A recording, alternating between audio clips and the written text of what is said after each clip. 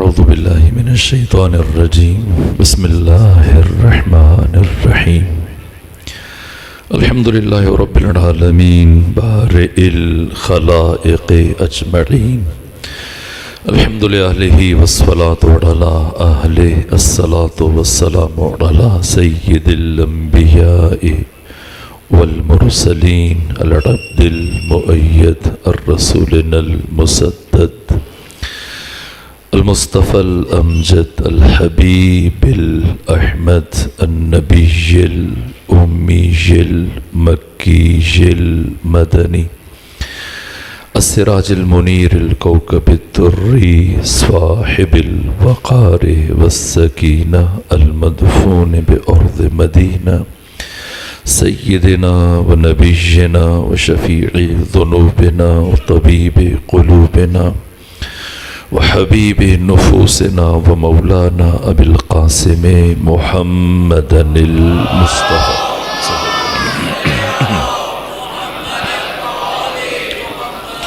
وأهل بيته الأطيبين الأطهرين الأنجبين المعصومين المظلومين ورحمة الله على أحبابهم وأصحابهم وشيرتهم ومحبهم بهم ومواليهم أجمعين ولعنة الله على أعدائهم ومنكري فضائلهم وغاصبي حقوقهم من يوم عداوتهم إلى الآن ومن الآن إلى قيام يوم الدين وبعد يوم الدين اما بعد فقد قال حق سبحانه وتعالى في القرآن بسم الله الرحمن الرحيم لا أقسم بهذا البلد وأنت حل بهذا البلد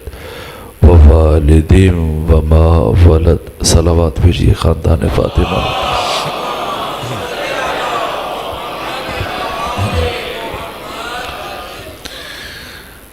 رحلت حضرت ابو طالب عمران علیہ آلاف و تحیت والثناء چاردہ معصومین کی خدمت میں اور آپ مومنین کی خدمت میں تعزیت پیش کرتا ہوں۔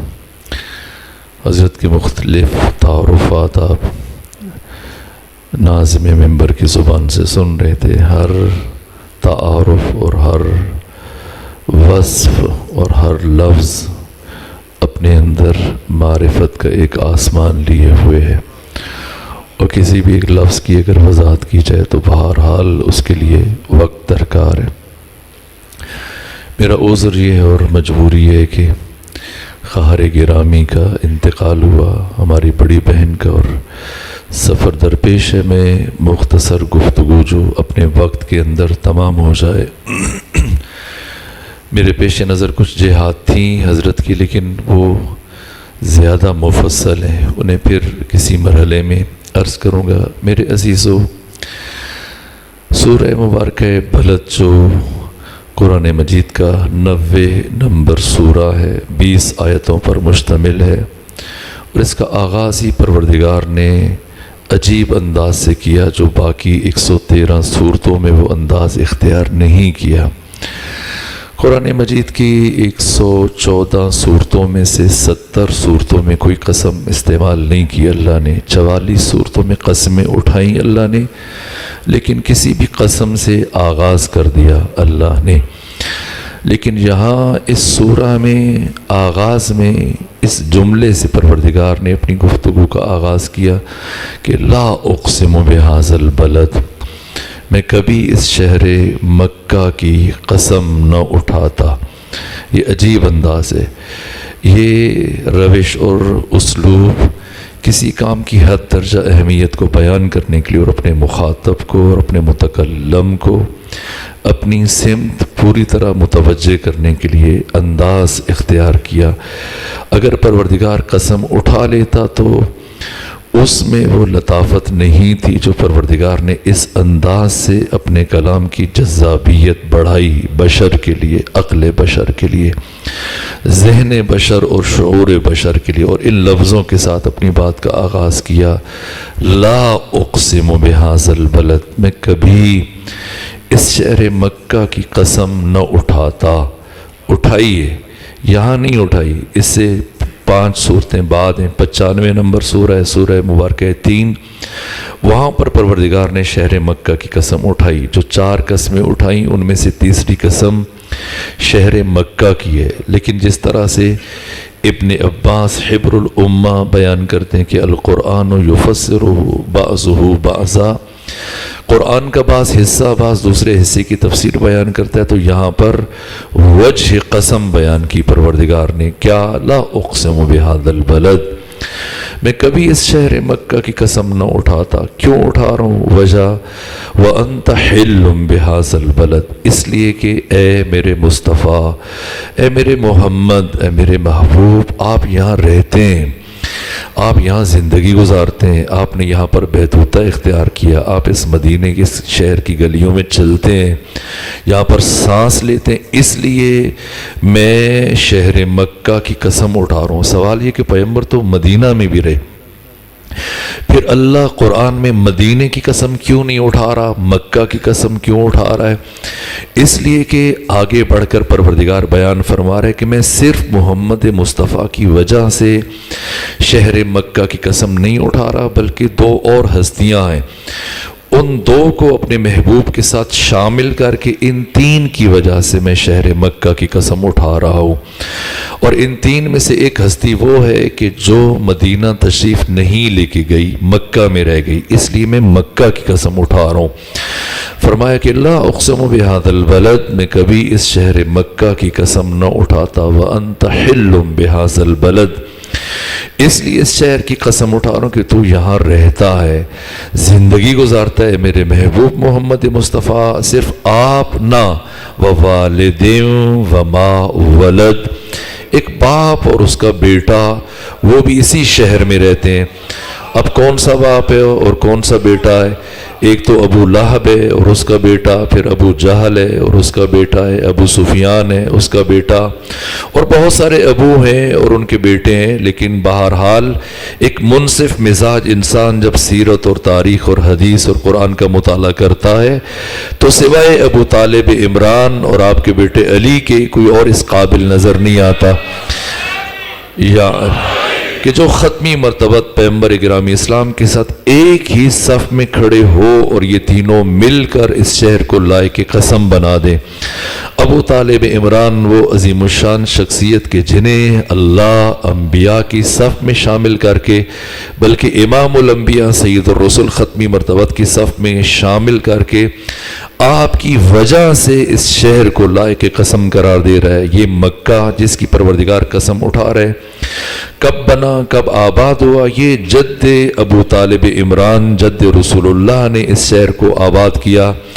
اس سے پہلے روئے زمین پر مکہ نامی یا بکہ نامی کوئی جگہ وجود نہیں رکھتی تھی۔ سب سے پہلے مرحلے میں جو 8,500 سالہ انسانی تاریخ ہمارے پاس ہے، اگر اب سے چلے جائیں، اور زمین بننے کے بعد پہلا انسان جسے زمین پر اتارا گیا جناب آدم علیہ وعلی نبینا علیہ تحیۃ والثناء، ابو البشر آدم کو آج سے 8,500 سال پہلے زمین پر اتارا گیا۔ دوسرے مرحلے میں جناب حوا، اور پھر ان 2 نے 1,000 سال زندگی گزاری۔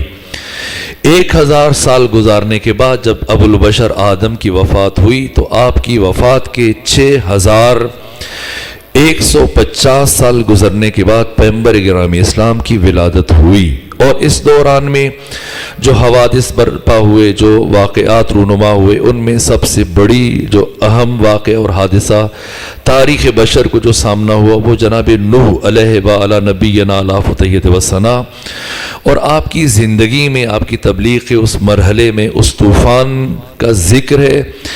یہ طوفان جو واقع ہوا، اس کے یعنی کائنات تقریباً بڑی تعداد میں تاریخ انسانی محو ہوگی، ختم ہوگی، پوری کائنات زیر آب آئی، اور وہی چند ایک افراد بچے، 11 افراد کے جو جناب نوح کے ساتھ کشتی پر سوار تھے۔ آپ کو آدم ثانی کہا جاتا ہے اس اعتبار سے کہ کائنات ایک مرتبہ ختم ہونے کے بعد دوبارہ آپ سے چلی ہے، آپ سے آگے بڑھی۔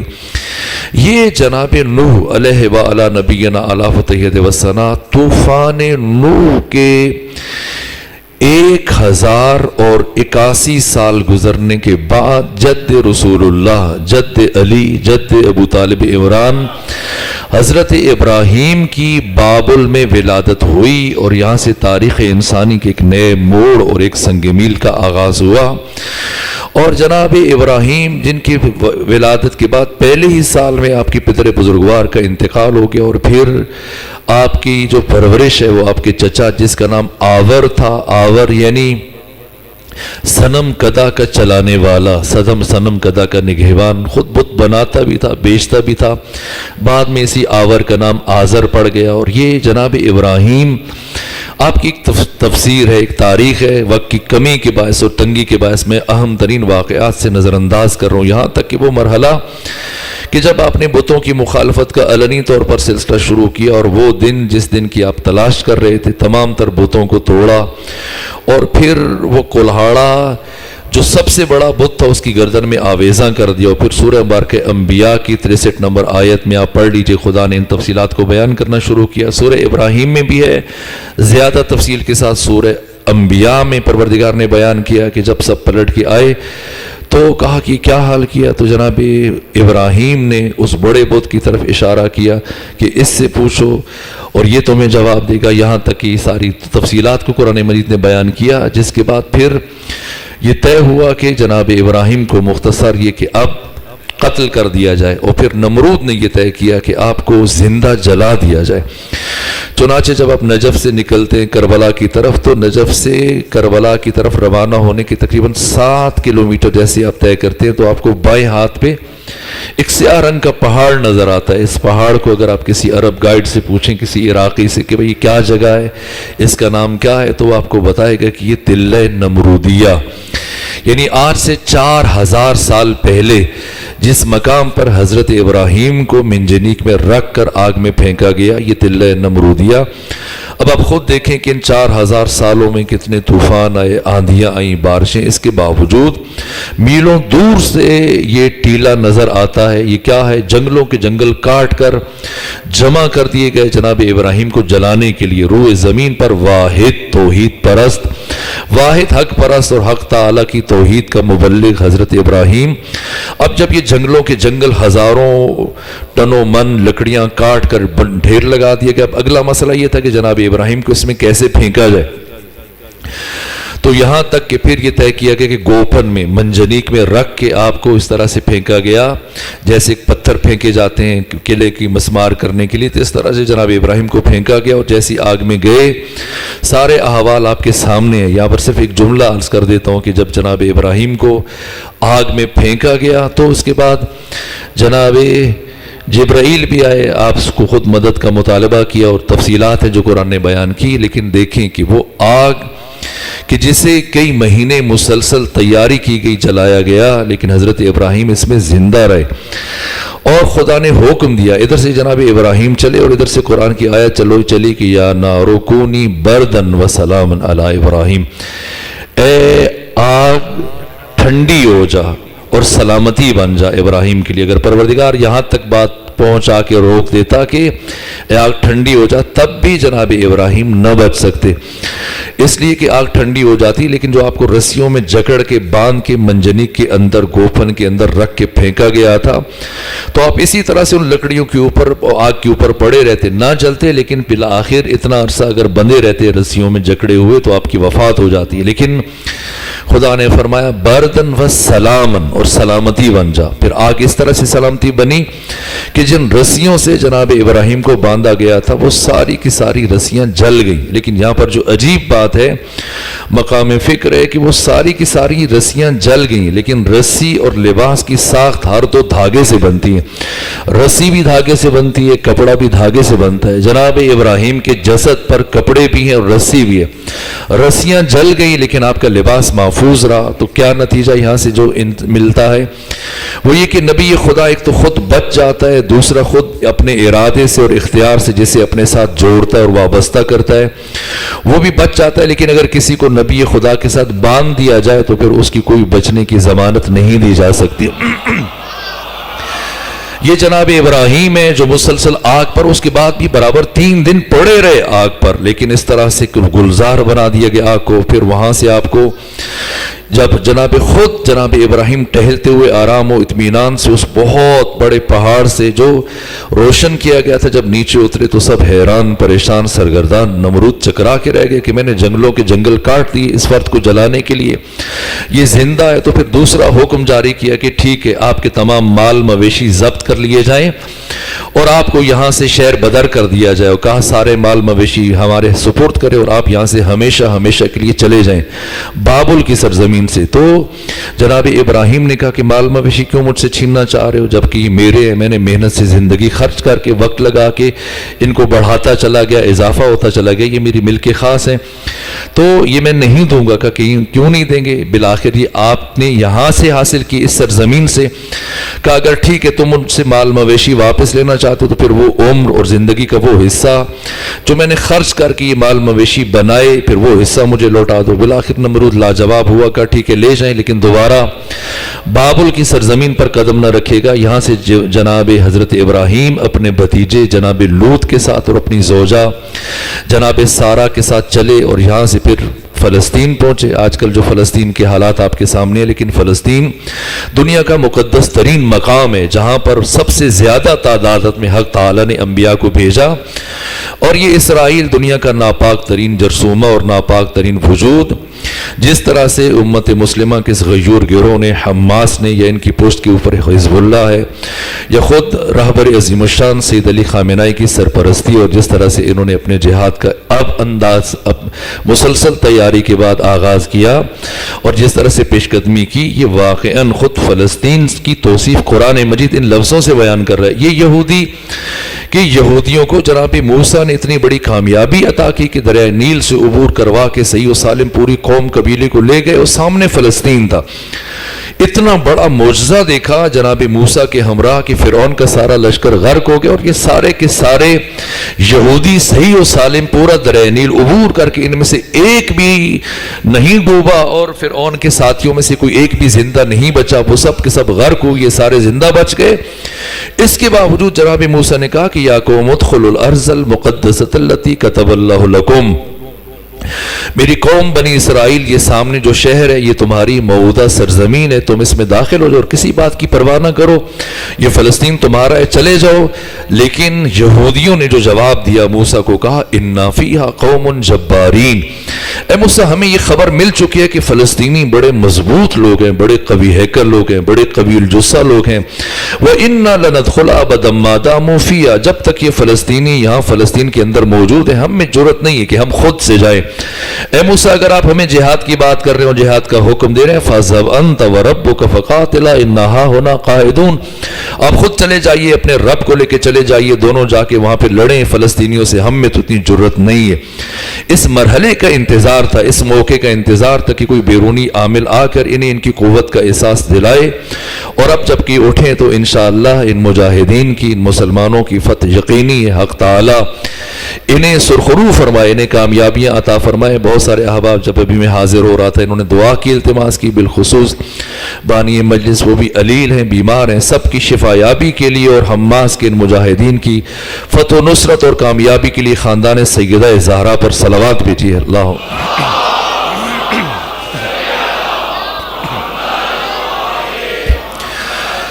جناب ابراہیم اپنے بھتیجے جناب لوط اور اپنی زوجہ کے ہمراہ فلسطین چلے گئے، یہاں پر آپ نے بیتوتہ اختیار کیا، اور پھر یہاں سے مصر کی طرف آپ عازم سفر ہوئے، اور مصر سے اب یہاں پہ دو روایات ہیں، ایک طبری کی روایت ہے، ایک یعقوبی روایت ہے۔ یعقوبی کے مطابق ایک کسی کنیز کو اپنے حرم میں شامل کیا، پھر اسے آزاد کر کے اسے عقد کیا جن کا نام ہاجرہ تھا، اور جو طبری نے لکھا ہے ابن جریر طبری نے، وہ یہ تحریر کیا ہے کہ مصر کے بادشاہ نے ان کے اخلاق اور ان کی شخصیت سے متاثر ہو کر اپنی بیٹی کا عقد کر دیا، ان کے ساتھ رشتہ کیا جناب ہاجرہ کے ساتھ، اور جناب ہاجرہ کے ہمراہ مصر میں یہ رہنے لگے۔ تو جناب سارہ نے یہ خواہش کی کہ میں یہ چاہ رہی ہوں کہ آپ انہیں کسی دوسری سرزمین پر چھوڑ آئیے، اور اس کے علاوہ خود امر خدا بھی تھا اور حق تعالیٰ کی طرف سے وحی آئی جناب ابراہیم پر۔ جناب سارہ کو انہوں نے مصر میں چھوڑا، اور پھر خود مقام تلاش کرتے کرتے مختلف سرزمینوں سے ہوتے ہوئے، شام سے گزرتے ہوئے مکہ کی سرزمین پر آئے۔ یہ ایک لفظ ہے بکہ، ایک لفظ ہے مکہ۔ مکہ کا لفظ بھی قرآن میں استعمال ہوا، بکہ کا لفظ بھی قرآن میں استعمال ہوا۔ حدود حرم اور سرزمین حرم یہ بکہ کہلاتی ہے، اور مکہ اس سرزمین حرم کے علاوہ جو باہر کی جگہ یہ مکہ کہلاتی ہے۔ بکہ یعنی یہاں پر بکا اور گریا، چونکہ حجاج جہاں پر اکٹھے ہو کر گریا کرتے تھے، خدا سے مناجات کرتے تھے، روتے تھے، اس لیے اس جگہ کا نام بکہ ہے۔ اور جو اطراف کی آبادی اس کا نام مکہ ہے۔ مکہ کا معنی سیٹیاں بجانا۔ بہرحال اس کی ایک لمبی طویل تاریخ ہے جو پھر کبھی بیان کی جائے گی۔ یہاں پر جناب ابراہیم نے اپنی زوجہ جناب ہاجرہ کو اور اپنا فرزند جناب اسماعیل، جن کی ولادت 86 برس کی عمر میں ہوئی۔ پہلے جناب اسماعیل کی ولادت ہوئی جب حضرت ابراہیم بوڑھے ہو چکے تھے، آپ کا سن مبارک 86 برس تھا۔ آپ کی زوجہ جناب ہاجرہ بھی بوڑھی ہو چکی تھی، اور دوسرے فرزند جناب اسحاق کے جن کی عمر تقریباً 4 سال کے بعد یعنی 90 برس کے تھے جناب ابراہیم، تب جناب اسحاق کی ولادت ہوئی۔ وہ جناب سارہ کی نسل میں سے۔ اس طرح سے ان ماں اور بیٹے کو یہاں پر چھوڑا، مکہ کی سرزمین پر خود واپس چلے، اور پھر پلٹ کر ایک مرتبہ دیکھا، آہ بھری سرد آہ کھینچی کہ اس خشک ریگزا پر، اس ریگستان پر، چونکہ یہ جزیرہ نما ہے، ایک طرف بحیرہ احمر ہے، دوسری طرف بحیرہ ہند ہے، صرف ایک طرف جا کے پھر شام کا یہ سرحدی علاقہ لگتا ہے۔ یہ کل سارے کا سارا ریگستان ہے، صحرا ہے، اور یہاں پر کوئی سراغ نہیں تھا زندگی کا، نہ کوئی درخت تھا، نہ پودا تھا، نہ پانی کا اہتمام تھا، لیکن حکم خدا تھا۔ اس مقام پر جناب ابراہیم نے اپنے فرزند کو چھوڑا، اپنی زوجہ کو چھوڑا اور چلے، اور اس کے بعد آگے بڑھ کر محبت پدری کے باعث ایک مرتبہ پلٹ کر دیکھا، اور یہ قرآن مجید کی آیت ہے سورہ انبیاء میں۔ حق تعالیٰ نے بیان کیا کہ پروردگار میں یہاں پہ چھوڑ کے جانوں اپنے اس فرزند کو، تو انہیں نماز قائم کرنے والا بنا، اور میری نسل کو اس سے آگے جاری فرما جو قیامت تک چلے۔ بہرحال اس طرح سے وہ چلے گئے، اور جناب ہاجرہ اس درجہ شجاع تھیں، اس درجہ صبور تھیں، اس درجہ مقاومت دکھائی انہوں نے کہ اسی طرح سے اطاعت کی، جناب ابراہیم کی اس مقام پر رکیں، پھر اپنے بیٹے کی تلاش میں وہ ساری چیزیں آپ جانتے ہیں۔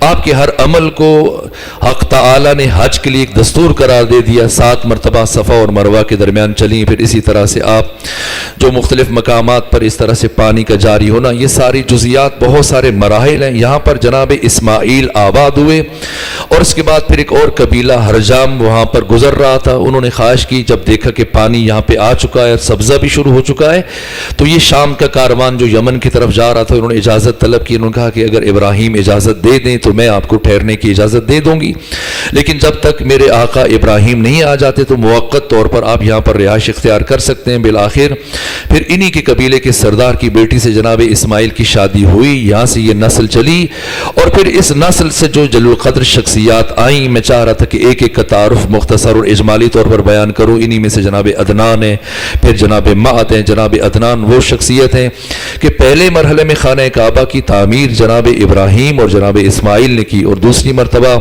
خانہ کعبہ کے اوپر جو کالا غلاف چڑھایا گیا وہ جناب عدنان نے چڑھایا، اور اس کے بعد ان کے فرزند جناب معد آئے، انہوں نے خانہ کعبہ کی حدود کو معین کیا۔ اس کے بعد پھر نسلن بعد نسلن ایک ایک شخصیت جس ترتیب سے ہر ایک شخصیت کے کارنامے اپنے مقام پر، جہاں تک کہ جناب حضرت عبد مناف آفاقی شخصیت ہے، آسمانی شخصیت ہے، آپ کی کرامات محیر العقول ہے، آپ کا مقام، آپ کی شخصیت اور اس کے بعد آپ کے فرزند جناب عبد مناف کے فرزند جناب ہاشم، جن کا نام عمرو تھا، لقب ہاشم تھا، اور 4 مہینے تک چونکہ وہ مسلسل خانہ کعبہ میں قحط پڑا تھا، قحط سالی کے زمانے میں اپنا 1000 اونٹ انہوں نے قربان کر دیا، ذبح کر کے روٹیاں پکوا کے اس طرح سے کھلاتے تھے غربا کو، مساکین کو، جن کے پاس کھانے کے لیے کچھ نہیں ہوتا تھا۔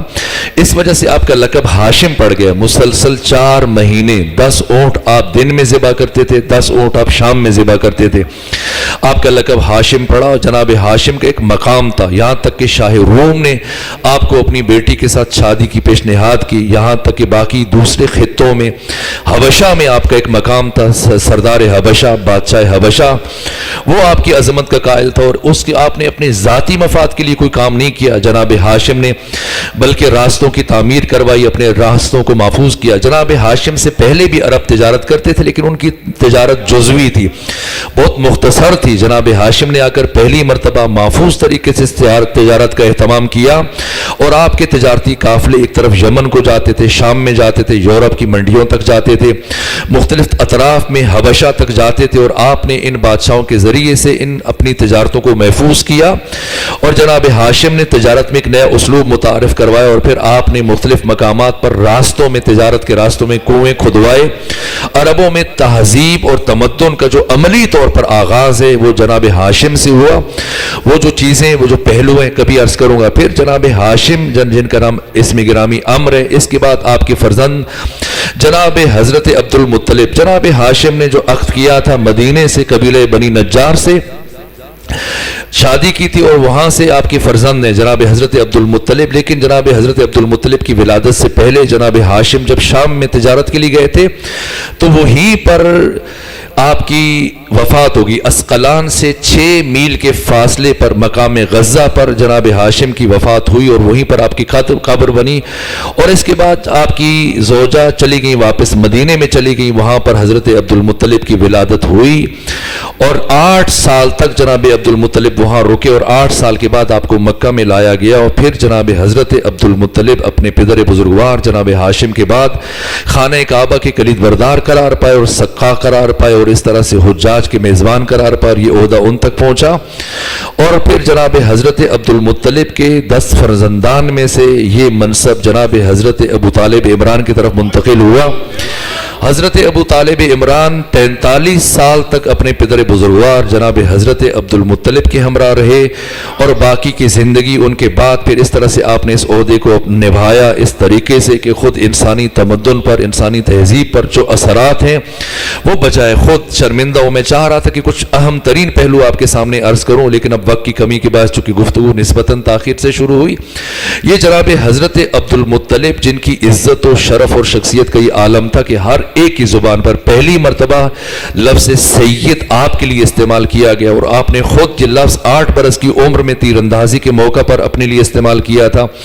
یہ جناب عبد المطلب، یہ جد بزرگوار رسول اللہ، یہ 43 برس تک آپ کے فرزند جناب حضرت ابو طالب عمران اپنے بابا کے ہمراہ رہے اور معاون رہے، آپ کی امور خیر میں آپ کا ہاتھ بٹاتے تھے، آپ کا ساتھ دیتے تھے، اور اولاد میں سب سے زیادہ محبت جناب عبد المطلب جناب حضرت عبداللہ سے اور ابو طالب عمران سے کرتے تھے۔ باقی 10 بیٹے ہیں، 7 بیٹے الگ الگ ماں سے تھے، لیکن یہ 3 فرزندان، ایک جناب زبیر، ایک جناب عبداللہ، ایک جناب ابو طالب عمران، یہ تینوں ایک ہی ماں سے تھے۔ جناب سلمہ بنت عمرو بنت زید ابن زید، ان سے یہ تینوں بھائی تھے، اور جناب حضرت ابو طالب عمران 43 برس کے بعد جب آپ نے یہ سلسلہ آغاز کیا خانہ کعبہ کی نظامت کا اور اسی طرح سے حجاج کی میزبانی کا، کریم ترین، شریف ترین، سخی ترین انسان، با معرفت ترین انسان، علم کے اعتبار سے، معرفت کے اعتبار سے، شجاعت کے اعتبار سے، عفت کے اعتبار سے، زہد کے اعتبار سے، بصیرت کے اعتبار سے، تقوی کے اعتبار سے ہمہ جہت شخصیت ہے حضرت ابو طالب عمران کے۔ اگر علم کی دنیا میں چلے جائیں تو یہ جملے ابن ابی الحدید معتزلی جن کی وفات 656 ہجری میں ہوئی، یہ بات تحریر کی، اسی طرح سے تاریخ یعقوبی میں یہ کلمات تحریر ہیں۔ حتیٰ طبری نے لکھے کہ جب عرب میں سرداروں کی بات چڑھی کہ سب سے بڑا سردار کون ہے، جو سرداری کے گور جانتا ہے، جو سرداری کے اصول جانتا ہے، جو سرداری کی جزیات جانتا ہے، اور جس میں واقعاً جو ہر اعتبار سے جس میں بادشاہت کے آثار نظر آتے ہیں، تو سب پہنچے احنف بن قیس کے پاس۔ اس کی بڑی شہرت تھی، کہا پوچھا آپ نے یہ گور کہاں سے سیکھے؟ یہ یہ بادشاہی کے اور سرداری کے اصول کہاں سے سیکھے؟ احنف بن قیس سے۔ تو انہوں نے کہا کہ میں نے حکیم عرب اقسم بن سیفی سے یہ تمام رموز اور اصول سیکھے۔ اور جب اس کے پاس گئے، اقسم بن سیفی کے پاس، کہ آپ بتاؤ یہ سرداری کے اصول کہاں سے سیکھے جو آپ کے اندر، آپ کی ذات میں ہم مشاہدہ کرتے ہیں؟ تو ان کا پورے عرب میں صرف ایک شخصیت ہے، اور کیا جملے جو تاریخ میں درج ہیں، کہا من حلیف الحلم والادب، من حلیف الحلم والادب سید العجم والعرب آنی ابی طالب بن عبد المطلب، کہ وہ شخصیت حضرت ابو طالب عمران کی ہے جن سے میں نے یہ سیکھا علم۔ آپ کے جو اشعار ہیں جو معرفت کا بحر زخار ہے، جن میں توحید ناب ہے، امیر المومنین علی ابن ابی طالب فرماتے ہیں بنو ہاشم کے جوانوں کو تاکید کیا کرتے تھے کہ میرے پدر بزرگوار ابو طالب عمران کے اشعار کو حفظ کرو اور اپنی نسلوں کو منتقل کرو۔ جو بھی توحید ناب چاہتا ہے، جو اللہ کی حقیقی معرفت چاہتا ہے، وہ میرے بابا حضرت ابو طالب عمران کے اشعار میں دیکھے، تلاش کرے۔ جناب حضرت ابو طالب عمران، یہ آپ کا علم ہے، یہ آپ کی معرفت ہے، وہ آپ کی شجاعت، کہ جب حرب الفجار پیش آئی اور قریش کی حرب، ایک دوسرے قبیلے بنی قیس کے ساتھ جنگ کا مرحلہ آیا، تو پھر قریش آپ سے اصرار کیا کرتے تھے، خواہش کیا کرتے تھے کہ آپ بھی ہمارے ساتھ شامل ہو جائیں، آپ بھی آئیں۔ کہا نہ، میں اس شرط پہ تمہارے ساتھ آ کے شرکت کیا کروں گا کہ اگر تم دسترازی نہیں کیا کرو گے خواتین پر، بچوں پر، بوڑھوں پر، کسی پر تعدی نہیں کرو گے، تجاوز نہیں کرو گے، ظلم نہیں کرو گے، نہ حق کسی کا مال غصب نہیں کرو گے، صرف اصولوں کے تحت لڑو گے، تو میں تمہارا ساتھ دوں گا اور تم مجھے میدان جنگ میں حاضر پاؤ گے۔ کہ اسی طرح سے ہم آپ کی باتوں کی مراعات کریں گے۔ اور اس طرح سے جناب ابو طالب عمران اپنے بھتیجے محمد مصطفیٰ کو اپنے ہمراہ لے کے جاتے، اور جب بیٹھتے تو قریش کہتے کہ آپ کے آنے کی برکت سے ہمارا پلڑا بھاری ہو گیا۔ اور آپ سے متعلق 8ویں امام علی ابن موسیٰ الرضا فرماتے ہیں کہ ہمارے جد جناب حضرت عبد المطلب یہ حجت خدا تھے، روح زمین پر اللہ کی حجت تھے۔ اور اس کے بعد ہمارے جد حضرت ابو طالب عمران ہمارے جد حضرت عبد المطلب کے وسیع تھے۔ یہ بات اہم ہے۔ یہ جو اصول کافی ہماری معتبر ترین کتاب مانی جاتی ہے، ابو جعفر یعقوب کولینی نے جسے جمع کیا ہے، آپ جائیے کتاب الحجہ میں یہ حدیث موجود ہے کہ الحجت قبل الخلق و مع الخلق و بعد الخلق، حجت خدا مخلوق سے پہلے ہے، حجت خدا مخلوق کے ساتھ ہے، حجت خدا مخلوق کے بعد ہے۔ لولا الحجہ لساخت الارض باہلہا، اگر حجت خدا زمین پر نہ ہو، زمین اپنے اہل سمیت نابود ہو جائے۔ کوئی زمانہ ایسا نہیں گزرا ان 8,500 سالہ انسانی تاریخ میں کہ زمین حجت خدا سے خالی ہو۔ سوال یہ کہ جب ختمی مرتبت کی ولادت سے تقریباً 750 سال پہلے یا 650 سال پہلے جب اللہ نے حضرت عیسیٰ کو آسمانوں پر اٹھایا، بیت المعمور پر، آسمان چہاروں پر اٹھا لیا، تو سارے دوران میں حجت خدا کون ہے؟ روئے زمین پر۔ اس لیے کہ اگر حجت خدا نہ ہو تو امام جس طرح سے فرما رہے ہیں اور اہل تسنن کے ابھی حدیث موجود ہے کہ زمین اپنے اہل سمیت نابود ہو جائے۔ یہی عبد مناف ہیں، یہی عبد المطلب ہیں، یہی جناب ہاشم ہیں، یہ اللہ کی حجتیں، اور انہی میں سے ایک حجت خدا اور حجت الہی کا تسلسل ہے۔ اس لیے ہم پڑھتے ہیں، آپ یعقوبی کو دیکھیں، طبری کو دیکھیں، امام شمس الدین ذہبی نے تاریخ الاسلام میں لکھا کہ جناب ہاشم نے یہ ساری امانات جو انبیاء کی تھیں، عصائے موسیٰ ہے، انگشتر سلیمان ہے، باقی نبیوں کی جو میراث ہے اور جو ان کی خصوصیات ہیں، یہ ساری کی ساری جناب حضرت عبد المطلب کو منتقل کی ہیں۔ حضرت عبد المطلب نے جناب ابو طالب عمران کو یہ ساری چیزیں منتقل کی، اور ابو طالب عمران نے یہ ساری چیزیں ختمی مرتبت کو منتقل کی۔ اس کا مطلب یہ امین ہے ان سارے سلسلوں کے۔ اور اسی طرح سے آپ دیکھیں کتنے ہی قوانین ہیں، سینکڑوں قوانین ہیں جو حضرت عبد المطلب کے عہد میں شروع ہوئے، جن کا آغاز جناب عبد المطلب نے کیا، اور اس کے بعد اسلام میں اسی طرح سے بغیر کمی کاستی کے باقی ہے۔ میں نے سال گزشتہ اشارہ کیا تھا جیسے قسامت کا قانون، یہ قانون تمام تر مورخین محدثین نے یہ بیان کیا کہ قسامت کا قانون اسلام میں پہلی مرتبہ اس کو جعل کرنے والے حضرت ابو طالب عمران تھے۔ اس سے پہلے یہ قانون نہیں تھا، اور پھر جب یہ حضرت ابو طالب عمران نے قسامت کا قانون اپنی حیات میں، اپنی زندگی میں جس طرح سے جعل کیا، قرار دیا، بنایا، تو ختمی مرتبت نے آ کر اس میں معمولی سے تغیر بھی نہیں کیا، اور اسی طرح سے قسامت کے قانون کو دیات میں آ کر معین کر دیا۔ اس طرح کی اور بہت ساری چیزیں جو تہذیب انسانی پر جناب حضرت ابو طالب عمران کی جو شخصیت کے اثرات ہیں، وہ بجائے خود جو جناب خدیجہ کے اثرات ہیں انسانی تمدن پر، انسانی تہذیب پر، نہ یہ غیر معمولی شخصیات ہیں۔ عام عرب بدوؤں سے یا بنو امیہ کے اوباش اور بدکردار افراد کے ساتھ ان پاکیزہ ترین شخصیات کا تقابل ممکن نہیں ہے۔ کس درجہ رفیع پر حضرت ابو طالب عمران کی شخصیت فائز ہیں، کہاں پر جناب ہاشم ہے، کس درجے پہ جناب عبد مناف ہیں, کس درجے پر آپ کے آبا و اجداد ہیں, جناب ماد ہیں, جناب قصا ہیں, اس طرح سے باقی آپ کے جو آبا و اجداد کا ایک تسلسل ہے, اسے بیان کیا جائے گا. بہرحال آپ دیکھیں کہ قاتل کا ہاتھ کاٹنے کا جو حکم ہے اور جس 4 انگلیاں کاٹنے کا حکم ہے, پہلی مرتبہ تاریخ انسانی میں جناب حضرت عبد المطلب نے یہ قانون دیا, اور پھر اسلام نے آ کر اس قانون کو بالکل اسی ترتیب سے باقی رکھا, جاری رکھا. اسی طرح سے قتل کی جو دیت ہے 100 اونٹ, ان کو کس نے قرار دیا؟ جناب حضرت عبد المطلب نے قرار دیا ہے. اسی طرح سے خمس کا جو مال غنیمت کا 5واں حصہ, اسے بطور خمس پہلی مرتبہ کس نے دینا شروع کیا اور کس نے امر کیا کہ اس طرح سے آپ 5واں حصہ نکالا کریں؟ جناب حضرت عبد المطلب نے, اور اسی امر کو باقی رکھا گیا. اس کے علاوہ یہ قتل کے لیے 2 گواہوں کا کافی ہونا, یہ جناب حضرت عبد المطلب نے قرار دیا. اسی طرح سے بدکاری کے لیے 4 گواہوں کا ہونا, یہ 4 گواہوں کا کافی ہونا, یہ جناب حضرت عبد المطلب نے. اس طرح کے 20 احکامات ہیں کہ ان کی طرف اگر اشارہ بھی کیا جائے, وقت بہت محدود ہے. یہ حضرت عبد المطلب اور آپ کے جانشین جناب حضرت ابو طالب عمران, آپ کے 10 بیٹے ہیں, لیکن 10 میں سے کسے منتخب کیا؟ ایک جناب عبداللہ تو پہلے ان کا انتقال ہو گیا تھا, باقی 9 زندہ ہیں. ان میں سے حضرت ابو طالب کا منتخب کیا, اور حضرت ابو طالب کے اندر وہ ساری پیغمبرانہ خصوصیات ہیں. آپ سے متعلق یہ کہا جاتا ہے, مورخین نے لکھا کہ بادشاہوں کی اور انبیاء کی خصوصیات کو اللہ نے حضرت ابو طالب عمران کی شخصیت میں جمع کر دیا. آپ کی ہیبت, آپ کا جلال, آپ کا علم, آپ کا زہد, آپ کی معرفت, آپ کا جود, آپ کا عطا, آپ کی سخاوت, ہمہ جہت شخصیت ہر اعتبار سے کسی بھی زاویہ دید سے اٹھا کر حضرت ابو طالب کی زندگی کو دیکھ لیں, سیرت کو دیکھ لیں. وہ آپ کے علم کی طرف میں نے اشارہ کیا, پھر آپ کی شجاعت کی طرف. اسی طرح سے خانہ کعبہ کی کلید بردار, یہ جملہ بہت اہم ہے. مولا متقیان فرماتے کہ تاریخ انسانی میں پہلی اور آخری مرتبہ ناداری اور سرداری صرف اور صرف میرے بابا ابو طالب عمران کی ذات میں جمع ہوئی, کہ نادار ہونے کے باوجود سردار تھے, اس لیے کہ اتنے سخی تھے کہ کبھی آپ کے پاس پیسہ جمع نہیں ہوا, دولت آپ کے پاس جمع نہیں ہوئی, جیسے جیسے آتا تھا خرچ ہو جاتا تھا. 3 شخصیات کے نام لکھے ہیں جو میں نے سیرت میں پڑھے, ایک حضرت امام حسن مصطفیٰ, دوسرے جناب حضرت علی اکبر, تیسرے جناب حضرت ابو طالب عمران, کہ آپ کی زندگیوں میں سال ہاں سال آپ کے گھر کے, آپ کے مکان کی چھت پر اس طرح سے چراغ جلتا تھا رات بھر, کہ کوئی پردیسی ہے, کوئی مسافر ہے, کوئی بے سہارا ہے, کوئی بھوکا ہے, کوئی پیاس ہے, آئے, اگر کوئی بیتوتا اختیار کرنا چاہتا ہے, رکنا چاہتا ہے, کھانا کھانا چاہتا ہے, ٹھہرنا چاہتا ہے, آ کر ٹھہرے.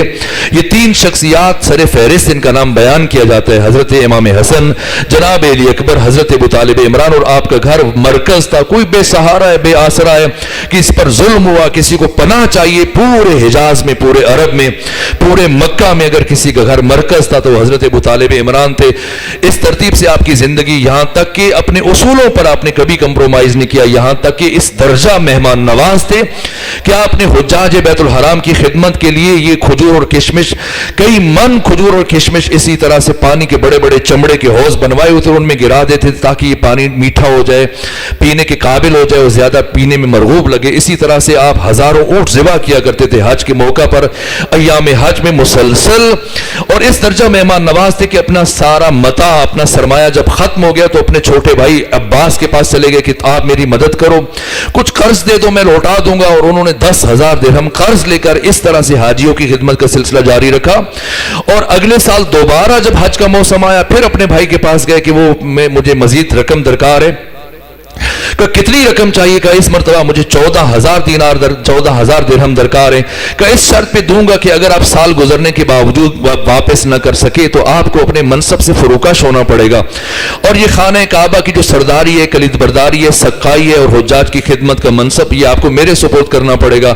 حضرت نے فرمایا ٹھیک ہے, اگر میں یہ رقم تمہیں مطلوبہ وقت تک تمہیں لوٹا نہ سکا تو میں یہ عہدے سے فروکش ہو جاؤں گا, تمہارے سپرد کر دوں گا. اور ایسے ہوا. ایک بخیل انسان ہے, پیسے جمع کر لیتا ہے بچت کر کے, لیکن ایک کریم انسان, سخی انسان جس کا کام ہی دوسروں کی خدمت کرنا ہو, دوسروں کو کھلانا ہو, کس طرح سے رقم جمع کرے. یہاں تک کہ سال گزر گیا اور وہ 14,000 درہم جمع نہ کر سکے, جس کے نتیجے میں آپ اپنے منصب سے الگ ہو گئے. اس لیے اپنی اقدار پر اور اپنی مہمان نوازی پر اور اخلاقی قدروں پر سمجھوتا نہیں کیا, سرداری دے دی. ورنہ کوئی اور شخص ہوتا تو کسی بھی طرح سے رقم جمع کرتا, بچاتا, تاکہ یہ منصب ہاتھ سے نہ جانے پائے. لیکن انسانی قدروں کے امین ہے جناب حضرت ابو طالب عمران اس ترتیب سے، اور پھر اس کے بعد جناب ختمی مرتبت کی جس طرح سے آپ نے اپنی زندگی صرف کی آپ کی مدد میں، آپ کی نصرت میں، آپ کی حمایت میں، آپ کی تائید میں. 8 سال عمر تھی جناب حضرت ختمی مرتبت کی جب ان کی پرورش کی ذمہ داری ابو طالب عمران نے اپنے کندھوں پر لی، اور 8 سال سے لے کر مسلسل آپ دیکھیں 35 سال بڑے ہیں پیغمبر گرامی اسلام سے، اور آپ دیکھیں کہ ہجرت پر جانے سے 3 سال پہلے جناب حضرت ابو طالب عمران کی رحلت ہوئی. اب یہ جائزہ لے لیجئے آپ، بعثت سے لے کر ہجرت تک، اور آخری 3 سالوں کو چھوڑ دیجئے، اور پھر بعثت سے پہلے کا یہ سارا زمانہ. پہلے مرحلے میں 8 سال سے جیسی آپ کے زیر سایہ آئے، آپ نے پرورش کا آغاز کیا، دسترخوان لگ جاتا. 4 بیٹے 2 بیٹیاں حضرت ابو طالب عمران کی، طالب عقیل ہیں، جعفر، علی، ام ہانی وغیرہ، یہ سب آپ کی زوجہ فاطمہ بنت اسد. جب بھی دسترخوان لگتا، اگر ختمی مرتبت عبادت کی وجہ سے یا کسی اور وجہ سے، چونکہ پیغمبر گرامی اسلام کا بچپن سے دستور تھا، خلوت میں بیٹھ جاتے تھے، تدبر کرتے تھے، غور و فکر کرتے تھے. تو اس لیے اگر کبھی کھانے پر تاخیر ہو جائے دسترخوان پر پہنچنے میں، تو جناب ابو طالب عمران کی طرف سے کسی کو اجازت نہیں تھی کہ وہ دسترخوان کی طرف ہاتھ بڑھائے جب تک کہ ابو طالب عمران نہ پہنچ جائیں. اور جیسی جب تک کہ ختمی مرتبت نہ پہنچے، اور جیسی جناب ختمی مرتبت آتے تو آپ سے کھانے کا آغاز کیا جاتا. ایک دودھ کا پیالہ ہوتا، اور جناب ابو طالب کہتے کہ سب سے پہلے میرا بھتیجا محمد مصطفیٰ پیے گا، اور میرا بھتیجا اتنا مبارک ہے کہ جب پہلے یہ کریں گے اور یہ پہلے پیئیں گے تو پھر یہ کبھی ختم نہ ہو پائے گا کسی سے بھی، اور سب اس سے سیر ہو کے پی لیں گے. اور یہ دستور رہا زندگی بھر. اس انداز سے ابو طالب عمران کھانے پر باقی امور میں ساتھ ساتھ رہتے تھے. عجیب محبت تھی، چچا کو بھتیجے کے ساتھ، بھتیجے کو چچا کے ساتھ، ایک دوسرے کے ساتھ باہم جیسے چولی دامن کا ساتھ. دن گزر رہے ہیں، سال گزر رہے ہیں، یہاں تک کہ پیغمبر گرامی اسلام کی عمر مبارک 12 سال تھی. اور جب ابو طالب عمران چونکہ سال میں ایک مرتبہ تجارت کے لیے جاتے تھے شام کی طرف، گندم، جو اور گیہوں کا کاروبار کرتے تھے، خوشبو کا کاروبار کرتے تھے. جب روانہ ہونے لگے ختمی مرتبت کچھ دیر اپنے چچا کی طرف دیکھتے رہے، پھر آنکھیں چھلک گئیں، گریہ کرنا شروع کیا. آگے بڑھ کر اپنے چچا سے لپٹ گئے، کہا بیٹا کیا بات ہے؟ کہا مجھے آپ کی دوری گوارا نہیں ہے، میں آپ سے دور نہیں رہ سکتا. جناب ابو طالب نے گریہ کرنا شروع کیا، میرے بھتیجے میں بھی آپ سے الگ نہیں رہ سکتا، صرف اس لیے آپ کو چھوڑ کے جا رہا تھا کہ کہیں اس بچپنے میں سفر کی صعوبتیں آپ تحمل نہ کر پائیں، آپ کے لیے مشکل ہو جائے، اور اگر آپ تحمل کر سکیں تو میں آپ کو اپنے ہمراہ رکھنا چاہتا ہوں. آپ کو اپنے ساتھ لے کے گئے 12 برس کی عمر میں. اور جب گئے شام میں تفصیلی حالات ہیں، وہاں پر بحیرہ تھا اور راہب تھا. ایک مرتبہ جیسی دیکھا ختمی مرتبت کو جناب ابو طالب کی ہمراہ، تو پوچھا یہ بچہ کون ہے؟ کہا میرا بیٹا ہے. کہا نہ آپ کے بیٹے نہیں ہو سکتے، آپ رشتہ بتائیے کہ آپ کے ساتھ کیا رشتہ ہے؟ کہا میرے بھائی کا بیٹا ہے، میرا بھتیجا ہے. کہا ٹھیک ایسا ہی ہے، ان کے باپ کو یقیناً دنیا سے چلے جانا چاہیے. کہا ایسی بات کیوں کر رہے ہو؟ کہا اس لیے کہ آسمانی صحیفوں میں، تورات و انجیل و زبور میں نے یہی پڑھا ہے. کہا اور کیا کہنا چاہتے ہو؟ کہا کہ میں آثار نبوت پر اس بچے میں، آثار نبوت کو اس بچے سے مشاہدہ کر رہا ہوں. کہ کس طرح سے تمہیں آثار کا تم نے مشاہدہ کیا؟ کہ میں دیکھ رہا تھا کہ جب یہ پہاڑی کے نیچے اتر کر آ رہے تھے تو جتنے بھی پتھر تھے، جتنے بھی درخت تھے، وہ سجدہ ریز تھے، اور سب کے سب اس بچے کو سجدہ کر رہے تھے. کہا اس کے علاوہ میں نے دیکھا کہ ایک ابر مسلسل ایک بادل سایہ کیے ہوئے جیسے جیسے یہ چلتے آ رہے ہیں وہ ان کے اوپر سایہ فگن ہے. کہا اگر آپ ناراض نہ ہو اجازت دیں تو میں ان کی پشت کو جائزہ لینا چاہتا ہوں، دیکھنا چاہتا ہوں. یہاں تک کہ آپ نے اپنا دشداشہ اوپر اٹھایا، ختمی مرتبت نے اس نے مہر نبوت کا مشاہدہ کیا، اور اس کا بوسہ لینے کے بعد عرض کیا کہ اے ابو طالب عمران، آپ کوشش کریں کہ دوبارہ اپنے بچے کو اپنے ہمراہ مدینہ شام نہ لے کے آئیں، کہ مبادا یہودی یا عیسائی آپ کے بیٹے کو نقصان نہ پہنچا دیں، کہ ان میں آثار نبوت کو مشاہدہ کیا جا سکتا ہے. جو بھی علم یا دانش یا معمولی معرفت رکھتا ہے وہ سمجھ سکتا ہے. یہاں تک کہ پھر 8 سال گزر گئے اور پھر 20 برس کی عمر تھی جب ختمی مرتبت کی، تو ابو طالب عمران پہنچے جناب خدیجہ بنت خویلد سلام اللہ علیہا کے پاس. خویلد کی بیٹی ہیں. جناب خویلد نے جو جائیداد چھوڑی تھی، مال چھوڑا تھا، اس کی مقدار اتنی زیادہ نہیں تھی جو مال جناب خدیجہ کے پاس تھا. وہ عشر عشیر بھی نہیں تھا. اور آپ کے 2 بھائی مزید تھے، آپ کی 2 بہنیں تھیں، ایک اور بہن تھی اور ایک آپ خود تھیں. اس کے باوجود جو مال تقسیم ہو گیا، یہ جناب خدیجہ کی بصیرت تھی، آپ کی ذہانت تھی، وہ دقت نظر تھی، معاملہ فہمی تھی، آپ کا انداز تھا کہ اپنے بابا کی وہ دولت جو آپ کے حصے میں آئی، اپنی فراست سے اس میں مسلسل اضافہ کرتی چلی گئیں. اور مورخین نے لکھا کہ 80,000 اونٹ جناب خدیجہ کی ملک میں تھے، جو آپ کا سامان لے کر مختلف شہروں میں جاتے تھے. حبشہ کی طرف جاتے تھے، یمن کی طرف جاتے تھے، شام کی طرف جاتے تھے، دیگر شہروں کی طرف جاتے تھے. یہ جناب خدیجہ، آپ کا یہ شورا چاروں طرف، جہاں تک کہ بڑے بڑے سردار قریش سے وہ جناب خدیجہ کے پاس آ کے درخواست کرتے تھے کہ آپ ہمیں منتخب کر لیں, آپ کا تجارتی قافلہ ہم لے کے جاتے ہیں. لیکن جناب خدیجہ کے کچھ اصول تھے, اور ان میں سے ایک یہ تھا کہ کسی فرد کو دوسری مرتبہ منتخب نہیں کرتی تھی. اگر کسی کو ایک سال بھیجتی تو دوسرے سال پھر کسی اور کو بھیجتی تھی, افراد تبدیل کرتی رہتی تھی. اسی طرح سے عرب معاشرے میں وحشیوں میں, درندوں میں, بھیڑیوں کے بیچ میں رہتے ہوئے جناب خدیجہ نے اپنا یہ بزنس, اپنا کاروبار, اپنا تجارت اس طرح سے اس بلندی پر پہنچا دیے کہ آپ کی شہرت ملک مختلف شہروں میں, مختلف علاقوں میں پھیل گئی, یہاں تک کہ بڑے بڑے افراد مختلف خطوں سے, بادشاہ, سردار, قبیلوں کے سرپرست آ کر جناب خدیجہ سے خواستگاری کے لیے آتے کہ آپ سے ہم عقد کرنا چاہتے ہیں, اور سب کا انکار کرتی چلی گئی. یہاں تک کہ 20 برس کی عمر تھی جناب ختمی مرتبت کی, ابو طالب عمران خود گئے جناب خدیجہ کے پاس اور جا کے کہا کہ اے خدیجہ, میں چاہتا ہوں کہ اب باقی لوگوں کو جو بھیجتی ہیں میرے بھتیجے محمد مصطفیٰ کو بھی ایک مرتبہ تجارتی کاروان دے کر کسی طرف روانہ کریں. کہا اگر آپ فرما رہے ہیں تو میں یقیناً آپ کے بھتیجے کو منتخب کرتے اور روانہ کروں گی. اور ایسا ہی ہوا, اپنے غلام کے ہمراہ ختمی مرتبت کو شام کی طرف مال دے کے بھیجا. لیکن جب پلٹ کر آیا آپ کا غلام تو آپ کا ایک ایک وصف, آپ کی خوبی, آپ کے کمالات کو بیان کرنا شروع کیا کہ اس درجہ راستگو تھے, اتنے امانت دار تھے, اتنے سچے تھے, اتنے کریم تھے, اتنے خلیق تھے, کیا انداز تھا. میں نے اس سفر میں ان سے یہ شرف دیکھا, یہ کرامت دیکھی, یہ چیز دیکھی, یہ چیز دیکھی, یہ چیز دیکھی. دوسری مرتبہ خود جناب خدیجہ نے ابو طالب عمران سے کہا میں چاہتی ہوں کہ دوبارہ آپ کا بھتیجہ میرا کاروان لے کر جائے. وہ ایسا ہی ہوا, دوسرے سال پھر ختمی مرتبت نے 21 برس کی عمر میں یہ کاروان منتخب کیا. گئے, پھر 22 برس کی عمر میں, 23 برس کی عمر میں, 24 برس کی عمر میں مسلسل جا رہے. کبھی کسی کے حصے میں یہ شرف نہیں آیا کہ بار بار جناب خدیجہ انہیں بھیجے. ختمی مرتبت ہیں جو بار بار جا رہے ہیں, یہاں تک کہ جب 25 برس کی عمر میں چھٹی مرتبہ جناب خدیجہ کا تجارتی کاروان لے کر گئے تو اس درجہ متاثر ہوں جناب خدیجہ آپ کے کردار سے, آپ کے محاسن سے, آپ کے فضائل سے, کہ جب حساب و کتاب کے بعد ختمی مرتبت کو رخصت کیا تو کہا اے محمد مصطفیٰ, آپ اپنے چچا ابو طالب عمران کو میری طرف بھیجیے گا. اور جب جناب ابو طالب عمران آئے تو خود جناب خدیجہ کے اب تک 20 سردار اور 20 بادشاہان خواستگاری کا پیغام لا چکے تھے, لیکن ہر ایک کو رد کرتی چلی گئیں. لیکن یہ نگاہ بصیرت تھی, نگاہ معرفت تھی جناب خدیجہ کی. 5-6 سالوں میں تدریجاً مسلسل ختمی مرتبت کی محبت جو آپ کے قلب ناظرین میں مسلسل بڑھتی چلی گئی. خود اظہار کیا, کہا کہ اے جناب ابو طالب عمران, میں آپ کے بھتیجے محمد مصطفیٰ سے عقد کرنا چاہتی ہوں اگر آپ کو کوئی اعتراض نہ ہو. جناب ابو طالب عمران نے کہا کہ میں اپنے بھتیجے سے مشورہ کروں گا, ان سے بات کروں گا, اگر وہ قبول کریں گے تو یہ عقد ہو جائے گا. گئے, جناب ختمی مرتبت سے کہا کہ اس طرح سے جناب خدیجہ نے خواہش کی. یہ الفاظ ہے پیغمبر گرامی اسلام امام الانبیاء سید الرسل ختمی مرتبت کے کہ چچا جان اگر آپ اسے میرے حق میں مناسب سمجھتے تو مجھے کوئی باک نہیں ہے, مجھے کوئی عذر نہیں ہے, مجھے قبول ہے.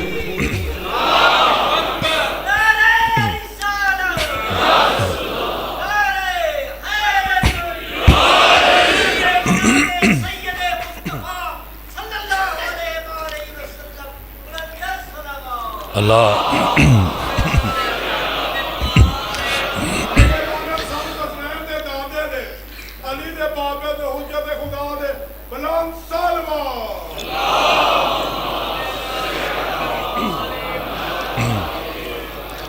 میں شرمندہ ہوں کہ وقت ختم ہوا, بلکہ 3 منٹ اوپر چلے گئے, وہ مجھے احساس نہیں ہوا. لیکن میں چاہتا ہوں کہ اب چند ایک جملے اور عرض کروں, اور پھر کبھی توفیق ہوگی تو یہاں سے بات آگے. یہاں تک کہ وہ مرحلہ آیا عقد کا. یہاں پر ایک بات بہت اہم ہے, شاید میں نے کبھی بیان کی ہو, لیکن اب اسی جملے پر گفتگو اختتام پذیر ہو جائے گی. پھر کبھی توفیق ہوگی تو یہاں سے آگے بڑھیں گے. وہ مرحلہ آیا کہ جب جناب خدیجہ نے خواہش کی, ختمی مرتبت نے قبول کیا, شادی کی تیاریاں ہوئیں, اور جناب حضرت ابو طالب عمران نے عمائدین کو, سرداروں کو, قریش کے بڑوں کو, افراد کو, مختلف افراد کو اپنے ہمراہ لیا. بڑے بڑے سردار, رئیس ابو لہب, ابو جہل, ابو سفیان, تمام وہ افراد جو پہلے جناب خدیجہ کی خواستگاری کے لیے جا چکے تھے, سب کو بلایا. اپنے خاندان میں سے باقی افراد کو منتخب کیا, اور یہ ایک بڑا سلسلہ چلا. پہنچے جناب خدیجہ کے ہاں, اور جیسے ہی بیٹھے تو اور گفتگو وہاں پہ ہوئی, اور بات ہوئی. ان میں سے ایک یہ کہ جناب خدیجہ نے 80,000 درہم اپنے چچا زاد بھائی سے کو پیش کیے کہ آپ جا کر حضرت ابو طالب عمران کو پیش کریں, اور ان سے کہیں کہ یہ میں آپ کو ہدیتاً دے رہی ہوں, تحفتاً دے رہی ہوں, آپ اپنے بھتیجے کو دیں کہ وہ میرا حق مار اس طرح سے ادا کریں. یہ سارا منظر قریش کے باقی سنادید اکابرین سردار دیکھ رہے تھے. ایک مرتبہ ابو جہل جو برابر کئی مرتبہ اصرار کر چکا تھا اور بڑا رئیس تھا, دولت مند تھا, انتہائی متکبر متکبر تھا، خود آپ حیران ہو جائیں گے. یہ ابو جہل اس درجہ متکبر تھا کہ جنگ بدر میں جب اسے یقین ہو گیا کہ اب عبداللہ ابن مسعود مجھے قتل کر دیں گے، چونکہ عبداللہ بن مسعود ابو جہل کے غلام رہے، مکہ میں غلام تھے جناب حضرت عبداللہ بن مسعود، اور پست قامت فرد تھے، چھوٹا قد تھا آپ کا، اور یہ بہت زیادہ اذیت کرتا تھا. حشام جس کی کنیت ابو جہل ہے، ظلم کرتا تھا، زیادتی کرتا تھا. پھر اس کے بعد آپ کو رہائی ملی جناب حضرت عبداللہ ابن مسعود کو. پھر جب پہلی جنگ آئی اسلام کی دوسری صدی ہجری میں تو جب جناب ختمی مرتبت نے فرمایا کہ اے عبداللہ ابن مسعود آپ نے قتل کرنا ہے ابو جہل کو، کہا اگر آقا آپ نے فرما دیا تو میرے ہی ہاتھ سے مارا جائے گا. اس طرح سے تلوار اٹھائی. وہ مرحلہ جب بڑے اور یقین ہو گیا ابو جہل کو کہ اس طرح سے مجھے اب قتل کر دے گا عبداللہ ابن مسعود، تو کہا عبداللہ میری 3 باتیں مان لو. درہم و دینار کی تھیلی نکالی، پھینکی عبداللہ بن مسعود کی طرف کہ اگر یہ 3 باتیں مان لو تو یہ رکھ لو تم. تو جناب حضرت عبداللہ بن مسعود نے وہ تھیلی پھینکی، کا کوئی ایک بات بھی نہیں مانوں گا، بتاؤ کیا کہنا چاہتے ہو؟ کہ پہلی خواہش میری یہ ہے کہ یہ میرے سر کے اوپر جو سونے کا تاج ہے، جو مرصع ہے اس موتیوں سے، مختلف جواہرات سے، اسے میرے سر سے نہ اتارنا. اور میری دوسری خواہش یہ ہے کہ میرے سر کو یہاں سے نہ کاٹنا، ادھر اوپر سے نہ کاٹنا، بلکہ نیچے سے کاٹنا تاکہ میرا سر منفرد نظر آئے، بڑا نظر آئے، اونچا نظر آئے سروں کے درمیان. اور جتنے مقتولین ہیں جب سب کے سر رکھے جائے تو میرا سر سب سے وسط میں رکھنا تاکہ پتہ چلے کہ میں ان سب کا سردار ہوں، ان سب کا بڑا ہوں. تو جناب حضرت عبداللہ بن مسعود آگے بڑھے، کہا یاد رکھنا ابو جہل تمہاری کسی ایک بات کو بھی نہیں مانوں گا. پہلی بات جو تو نے کہا کہ میں تیرا تاج نہ اتاروں، اسے تو میں تمہاری زندگی میں اتارنے لگا ہوں. اور تاج، سونے کا تاج اتار کر اسے زمین پر پٹک دیا. کہا مجھے سونے اور چاندی سے کیا غرض ہے. اس کے بعد جناب حضرت عبداللہ بن مسعود رضی اللہ تعالی عنہ آگے بڑھے اور پھر اس کی گردن کو یہاں سے کاٹا، اوپر سے کاٹا. اور اس کے بعد تیسرا کام، سر کو اٹھا کے رکھا کہاں؟ ایک کونے میں. جتنے بھی مقتول پڑے تھے، جتنے بھی سر پڑے تھے، وسط میں نہیں رکھا، کونے میں رکھا. یہ ابو جہل آپ خود دیکھیں، اس کا یہ مزاج تھا، حد درجہ متکبر، مسلسل سے غصہ تھا. سب سے زیادہ غصہ یہ کہ مجھے یہ رشتہ نہیں دیا گیا. کتنی مرتبہ خواستگاری کا پیغام لے کے گیا، چونکہ پورے عرب میں سب سے زیادہ غنی، سب سے زیادہ معاشی اعتبار سے، اقتصادی اعتبار سے مضبوط ترین فرد ابو جہل تھا. اس کو جو پیغام جناب خدیجہ نے انکار کیا تو اسے بہت غصہ تھا، موقع کی تلاش میں تھا. جیسے ہی یہ 80,000 درہم جناب حضرت ابو طالب نے پیغمبر کے پاس رکھے کہ آپ حق مہر کے طور پہ ادا کریں، یہ جناب خدیجہ کی طرف ہدیتاً پیش ہوئے ہیں تاکہ آپ کی مل کے آپ حق مہر دیں.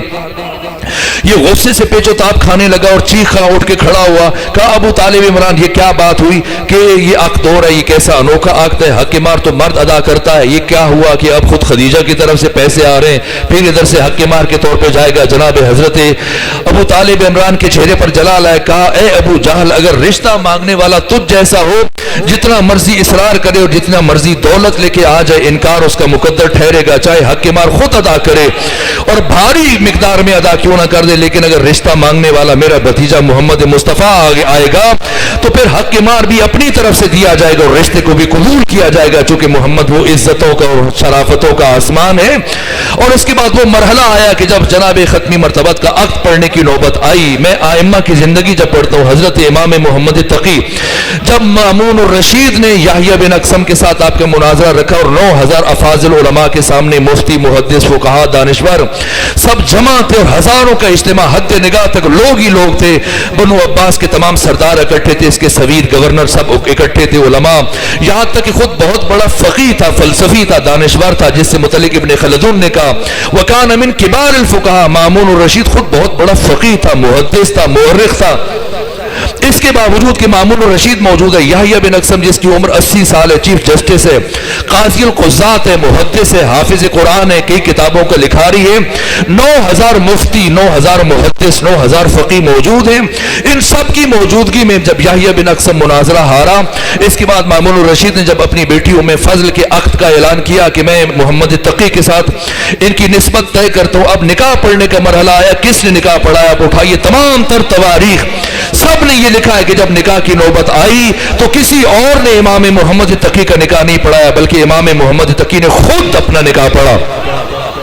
کیوں خود اپنا نکاح پڑھا؟ یہاں علماء کرام موجود ہیں، تشریف فرمایا. ابھی جناب ناظم ممبر ان کے نام پکار رہے تھے. علماء کرام موجود ہیں، آپ ان سے استفسار کریں کہ جو خطبہ موجود ہے نماز جعفریہ میں، تحفۃ العوام میں، یہ خطبہ نکاح جو پڑھا جاتا ہے نکاح کے موقع پر، یہ کون سا خطبہ ہے تو آپ کو بتائیں گے، یہ وہی خطبہ ہے امام محمد تقی کا جو آپ نے اپنے نکاح میں خود پڑھا تھا۔ تو خود کیوں نکاح پڑھ رہے ہیں، کسی اور سے پڑھائیں، جبکہ مامون الرشید جیسا فقی موجود ہے، جبکہ 9000 مفتی دانشور علماء موجود ہیں، جبکہ یحییٰ بن اقسم جیسا منجا ہوا عالم قاضی و قضات چیف جسٹس موجود ہے، پھر کسی اور سے کیوں نہ پڑھا؟ اس لیے کہ معصوم کا نکاح ہے، غیر معمولی شخصیت کا نکاح ہے، حجت خدا کا نکاح ہے، اسے کوئی عام انسان نکاح نہیں پڑھا سکتا۔ اگر کوئی اس درجہ رفیع پر فائز نہ ہو، نکاح پڑھانے کی صلاحیت نہ رکھتا ہو، تو پھر معصوم کسی اور سے نکاح پڑھانے کے بجائے خود اپنا نکاح پڑھتا ہے۔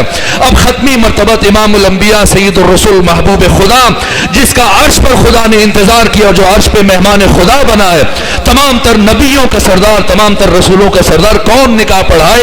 اگر کوئی اور اہل نہ ہوتا تو ختمی مرتبہ خود نکاح پڑھاتے، اپنا نکاح خود پڑھ لیتے، لیکن خود پڑھنے کے بجائے اپنے چچا حضرت ابو طالب عمران کو منتخب کر کے بتایا کہ پہچان لو میرے چچا حضرت ابو طالب کس درجہ رفیع پر فائز ہے۔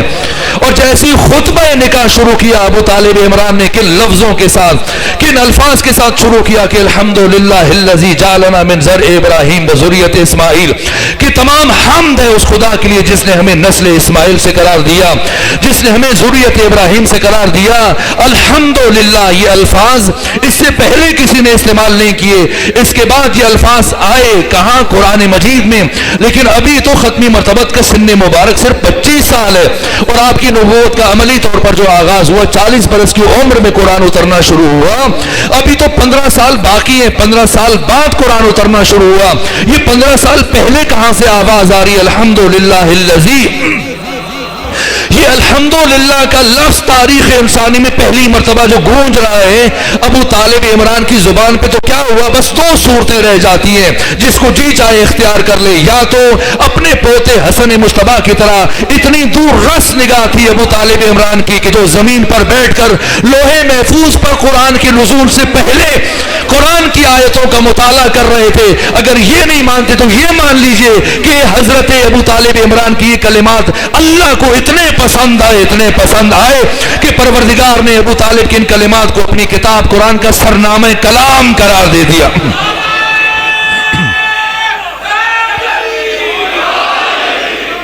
پروردگار آپ سب کو اپنی حفظ و پناہ میں رکھے۔ میرے عزیزو، وقت ختم ہوا، میں شرمندہ ہوں۔ اہم ترین مراحل اور مدارج حضرت کی شخصیت کے مختلف ابعاد کبھی توفیق ہوگی تو ان کو بیان کیا جائے گا۔ یہ حضرت ابو طالب عمران جو عزتوں کا آسمان ہے، جو معرفت کا آسمان ہے، جلیل القدر شخصیت ہیں جن پر فخر کیا جائے، فرہنگ بشر، تہذیب انسانی، جن شخصیات پر فخر کر سکتی ہے اس صف میں حضرت ابو طالب عمران ہے۔